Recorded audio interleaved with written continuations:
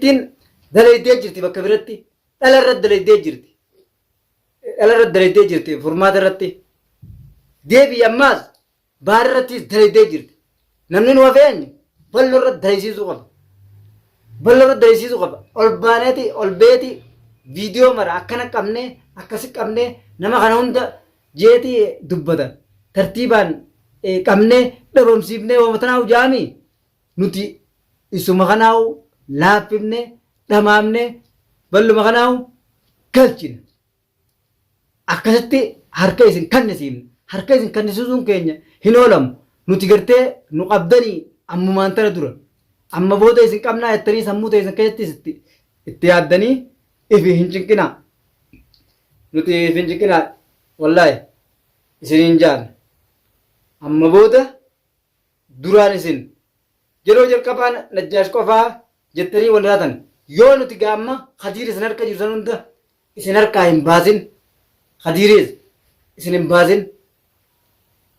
isin gadi isin harkaa baamnee Khadiiris wajjin teenyee yoo nuti gammachuu hin marin Khadiir wajjin harkuuf jiraattan. Yaa hordoftoota daawwattoota keenya ni toltaniif isinis ni toltaniif waan nuti godhuu teenyu harkuuf jiraan.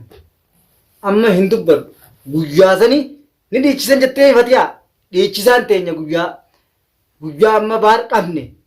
booda akkas qabnee gubbaa hiinee cafaynee gubbaa dhiichifne guyya sanii waan dubbattu tana waan amma tana guyya sanii jetta ta irraa kaballettu tana. Ashama harka fuunee jirra jirtu inni jecha daawwattootaa fi hordoftoota keenyaa waan ajaa'ibaa qabadheetiin dhufee wanni ajaa'ibaa maali jechuun keessatti oolamu har'aan tana gaa nuti marii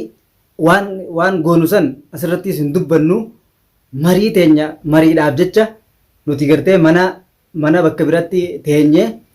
nuti nama sodaannee nama dheessuus dhiibnee jirra. Namaan waan godhaas hangan takka hanga xurii keessa jalatti nizaamne ammoo fatiyaa ganaa boo'u ta'es maal ka'ee haqamaan si geessa akkasitti tumamtee akkasitti dhaamtee jettaanimi baariin aboo yoonan simboochisin arguuf jiraate. Baariis hin dhaamne baariis waa xiqqubaan dhaameeti hangasiif jecha haqamaan dhaqa jetteemi akka gartee namni ganaa fuudhee qabee gamaa gamanaa harkisee haqama si geessuus si goona.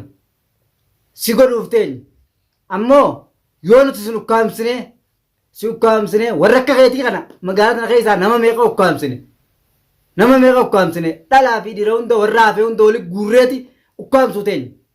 mataa nama hunda tokko tokkotti matatti irra yaanee nuti dalagaan teenya akkuma itti fuftee jirti. Ganaa deebineeti gartee nama waa goonaa Najjaash waa goonaa Ahmaqaayida waa goonaa jettanii sammuu ta'an tana keessatti hin yaadina waa takka nu godhuu dandeessan. Amma booda ammoo gartee fatiyaati ni qaqqabnaa tokko tokko qaqqabnaa siifi balloon jechaa oltan tana yoo nuti gartee baar qabnee balloos itti aansinee qabnee kophaa si hambifnee simboochisin aboo akkanatti hiinee xuuphaisu teenya nutummaati gartu kun hiinee xuuphaisu teenya nuti waan san hunda waan nun jaame jecha akkanatti qishoo obsinee waan gartee sheekaatu akkanatti tartiibaan akkana suutaan itti deema karaa kana godhaa akkas godhaa jee dubbate malee jecha saniif jecha nuti isinirraa gartee xiqqishoo suutaan deemu jirra.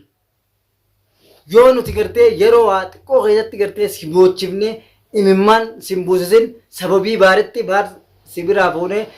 hara inni kute dhabama goonee sin agarsiisin atin dhabiin isumaa bakka inni jiru arguuf jiraata. Ammaa'u tartiibni gartee wanni sheetichi jeesan dalagu jirti ammaa'u dalagu jirti. Yoo nuti imma waan san asirratti hin dubbadhu hojiinin dubbadhaa hojiin goonee waan san hunda hojiin goonee dubbannaa hojiin teenya akkumatti fuftee jirti. Gareen teenya hedduudha gartee akkatti furmaatees qabnee dhabamsiifne nuyi warri dhabamsiise warri bakka jirtu beekus nuyi malee namni tokko beekuu hin danda'u ilaan gamma nagumeef cinqitan warri isiidha baamnettanii haataniis ifumaaf itti hidhaa seentan hidhaa biraa isin na nuti gartee amma immoo kana booda gartee fatiyaa irraa kafallaa akkas goonaa jettaa meeti aboo yoo ati baar biraan dhabin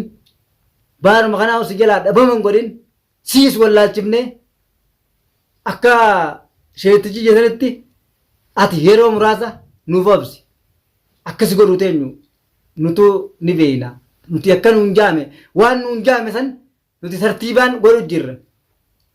wanni san takkitti nuti gartee nama marii wal gaggeessuudhaaf nama hedduudha malee ol hin baane gartee nama san hunda ol hin baafne miidii irratti kanarratti ol hin baafne bakka takka teenyeeti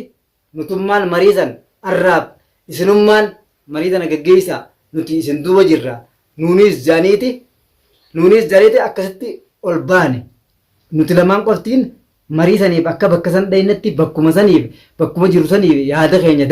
dabarfannee nuti nama tokkollee hin sodaannu sodaachuufillee hin teenyu dhiibnee nama sodaachuu nuti amma duraas nuti wooma yerumatti kaanu sanuu ilma namaa tokko hin sodaanne sodaachuufillee hin teenyu kanumaafuu marii teenya sanis gaggeeffannee ti hunoo ammaan tana nin jira mana kiyyattis gale sodaa akkuma gartee amaqaa hinji mana kiyya mana sheeticha ittiin hima mana kee kana hundaan marsee sheetichi gartee marsee waan mana kiyya godhe san mana keetti saa godhu sodaa mana kiyya hin dhufanii marraa duraa san dogoggora dhufanii ammaan tana dhufuu hin danda'anii mana kee keessa galtee teessuus jeetiin mana kiyya taa'u jira mana kiyyattis namni tokko hin dhufu hin sodaanne dheeysuufillee hin teenyu nu dheeysanillee jettanii hin yaadinaadha nuti ammoo qabuudhaaf nuti ammaas akka inni fi itti dhamee itti nu dhufu bahar dura itti nu dhufu bahar qabamnaan balloonis nuti nu qabame beeyna bahar qabneeti balloos qabnee garsiifna warreen dhalaa haafaniis ka magaalatti hafaniis nuti qabuudhaaf daqiiqaa takka nuun